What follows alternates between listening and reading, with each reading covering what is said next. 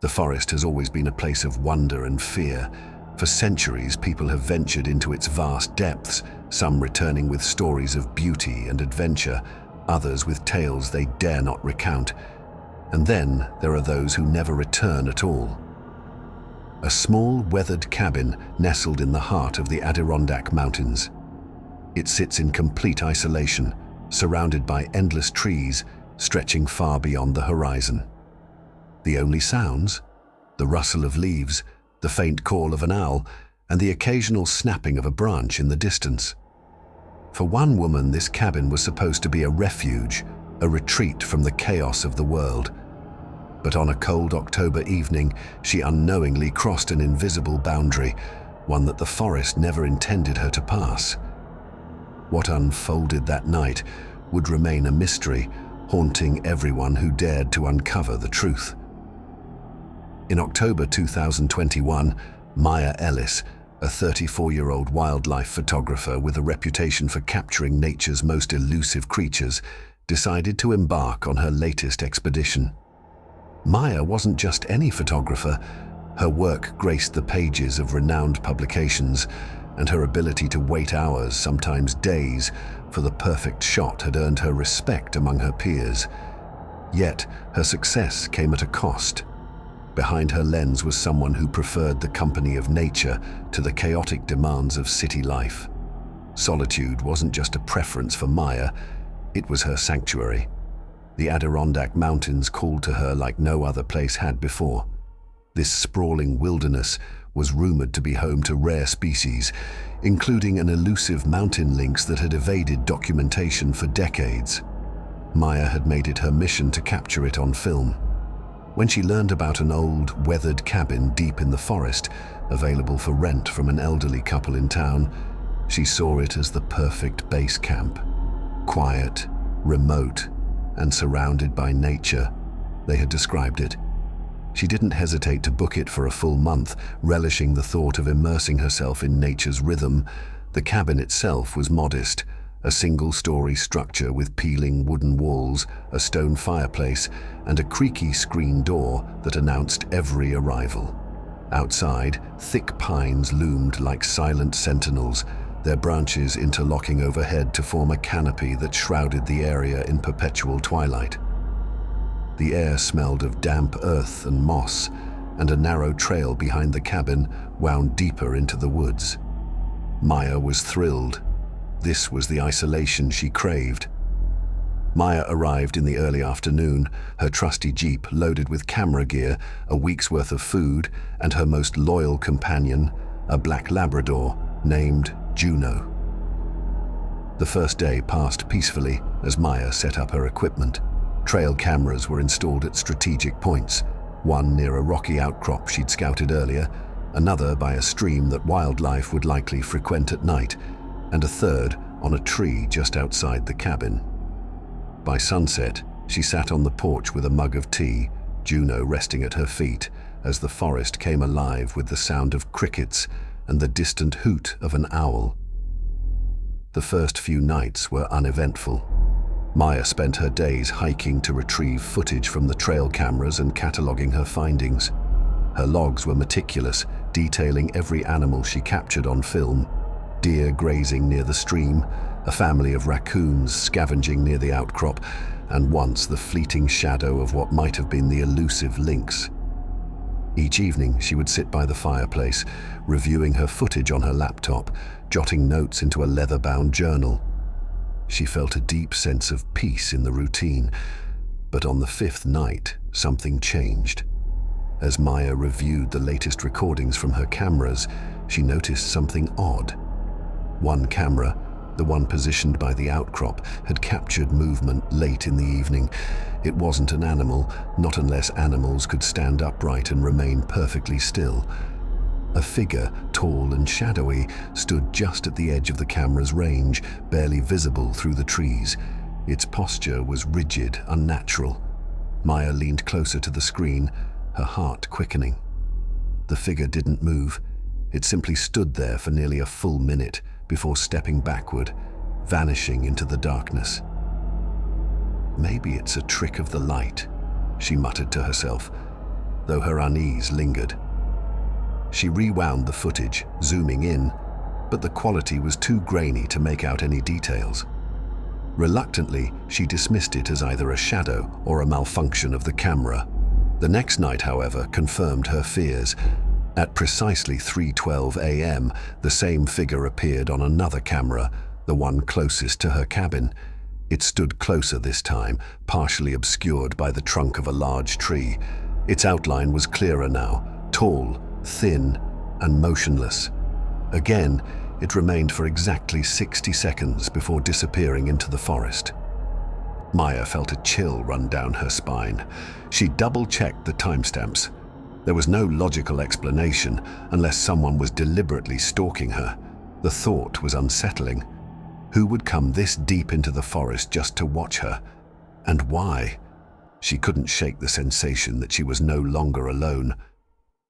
Determined not to let her fear control her, Maya decided to confront it head-on. She adjusted her cameras, angling one directly at the cabin's porch to ensure any visitors would be caught on film. She also kept a flashlight and a hunting knife within reach, though she assured herself they were just precautions. That night, the forest felt different. The once soothing sounds of nocturnal life, the crickets, the rustling leaves, were muted as if the woods were holding their breath. Juno, normally calm and alert, was restless. He paced the cabin, occasionally letting out low growls as he stared at the windows. Maya tried to reassure him, but deep down she felt it too, an unshakable unease that gnawed at the edges of her mind.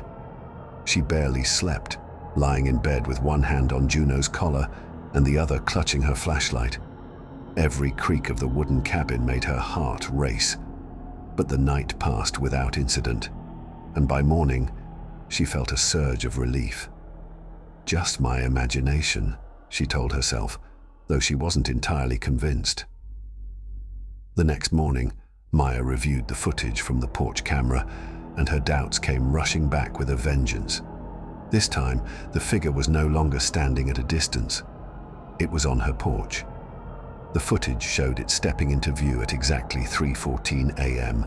It moved slowly, deliberately, as if aware it was being watched. The figure walked up the porch steps and stopped just inches from the camera. Its face was obscured by shadows, but its head tilted slightly, almost as if it were studying the device. Maya's blood ran cold as she froze the frame, staring at the screen in disbelief. Whoever, or whatever it was, had been standing just outside while she was lying awake inside. And it remained there for over 2 minutes before stepping out of frame. The footage replayed in her mind as the daylight hours dragged on. Every time she glanced at the porch, she imagined the figure standing there, its unseen eyes fixed on the cabin. She knew she needed answers, but she couldn't decide what terrified her more, finding someone out there or finding no one at all. By evening, Maya resolved to investigate. She locked every door and window, double-checked the batteries in her flashlight, and kept the hunting knife within arm's reach. Her laptop was left open on the kitchen table, displaying the live camera feeds. The cabin was secure, but the air outside was colder now, the wind harsher, rattling the shutters like skeletal fingers. The forest had grown eerily still once more. Juno seemed to sense the tension. He lay at her feet, his ears twitching at every faint noise, occasionally letting out a low whine. Maya tried to focus on her work, reviewing old footage and jotting notes in her journal, but her thoughts kept drifting back to the figure. "Who's out there?" she whispered to herself, the words sounding hollow in the quiet cabin. By 11 p.m. she couldn't sit still any longer. Grabbing her flashlight and clipping on Juno's leash, she stepped cautiously onto the porch. The cold night air bit at her skin, and her breath formed small puffs of mist as she exhaled. The flashlight beam swept across the clearing, illuminating nothing but the dense silhouettes of trees. "Let's take a quick look," she murmured to Juno, her voice trembling slightly. The dog's posture was tense, his ears swiveling at every sound, but he stayed close to her side as they moved down the steps and into the clearing. The silence was oppressive, broken only by the crunch of Maya's boots on frost-kissed ground and the occasional rustle of branches in the wind. She scanned the area with her flashlight, the beam bouncing off tree trunks and underbrush. Nothing moved. Just as she began to convince herself it had all been a trick of her imagination, Juno froze. His body went rigid, and a low growl rumbled from his throat. Maya followed his gaze, aiming her flashlight toward the darkness between the trees. At first, she saw nothing, just shadows and dense undergrowth. But then she noticed them, two faint, reflective glints staring back at her from the darkness. Her breath caught in her throat as the glints shifted slightly, revealing themselves to be eyes. They were too high off the ground to belong to any animal she could think of, and too steady to be a trick of the light. The eyes remained fixed on her, unblinking. "Who's there?" she called out, her voice shaky but loud enough to carry through the forest. No response. The eyes didn't move. They watched her, silent and unnerving. Maya gripped Juno's leash tighter, her palms clammy with sweat despite the cold. "I'm armed," she shouted, though her voice betrayed her fear. The words echoed briefly before fading into the heavy silence. The eyes suddenly disappeared, blinking out of existence as if the figure had stepped back into the shadows. The underbrush ahead rustled faintly, and then nothing. Maya's heart pounded as she took a step backward, her flashlight darting nervously across the trees. Whatever had been watching her was gone, but the oppressive sense of being observed lingered. "Let's go," she whispered, tugging Juno's leash. The dog hesitated for a moment before following her lead. By the time she reached the cabin, Maya's legs were trembling and her breath came in shallow gasps. She bolted the door behind her and leaned against it, gripping Juno's fur as if to steady herself.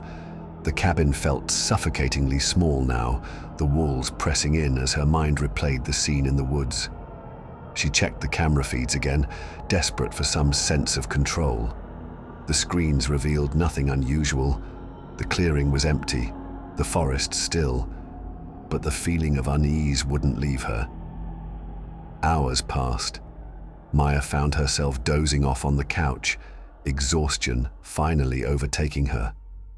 Juno lay at her feet, his ears occasionally twitching at distant noises.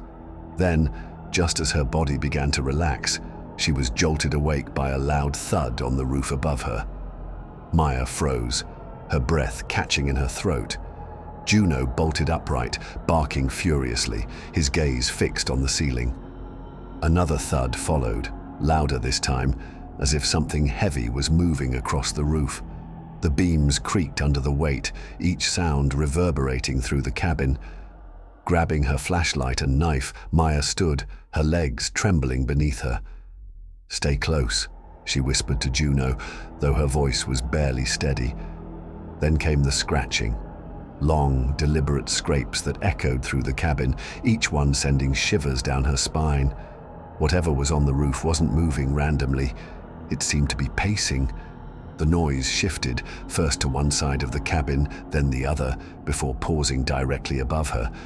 Juno growled low, his body tense, his gaze darting between the ceiling and the front door. Maya's mind raced, her grip on the knife tightening as she tried to think.